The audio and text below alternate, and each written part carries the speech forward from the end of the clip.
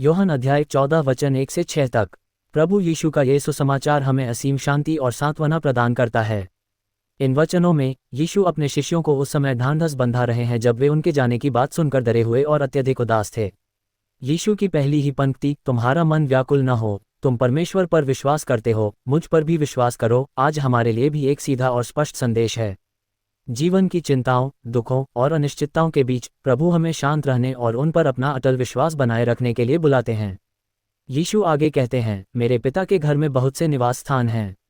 यह एक अद्भुत प्रतिज्ञा है जो ये दर्शाती है कि परमेश्वर का प्रेम कितना विशाल है। ये हमें याद दिलाता है कि यह संसार हमारा अंतिम घर नहीं है। परमेश्वर के राज्य में हम सभी के लिए जगह है और प्रभु स्वयं हमारे लिए वह अनंत स्थान तैयार करने गए हैं। ये जानकर हमारा हृदय आशा से भर जाना चाहिए कि चाहे इस दुनिया में हमें कितनी भी कठिनाइयों का सामना क्यों न करना पड़े, हमारा एक सुरक्षित और प्रेमपूर्ण घर प्रभु के पास सुरक्षित है।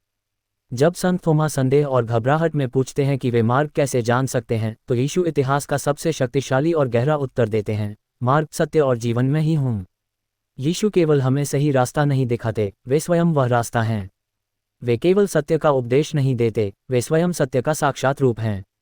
इस भटकी हुई दुनिया में जहां हर दिन नई उलझनें होती हैं और अनेक भ्रामक मार्ग दिखाई देते हैं, यीशु का ये कथन हमें एक स्पष्ट दिशा देता है।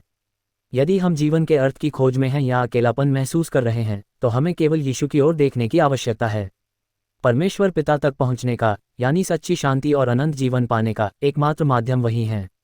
आइए हम अपनी सभी सांसारिक चिंताओं को प्रभु के चरणों में रख दें और इस गहरे विश्वास के साथ आगे बढ़ें कि वे ही हमारे जीवन का सच्चा आधार हैं। प्रार्थना। हे प्रभु यीशु, जब भी मेरा मन संसार की चिंताओं से व्याकुल हो, मुझे अपने इन शांतिदायक वचनों की याद दिलाना। मुझे यह विश्वास करने की शक्ति दें कि आप ही मेरा मार्ग, मेरा सत्य और मेरा जीवन हैं।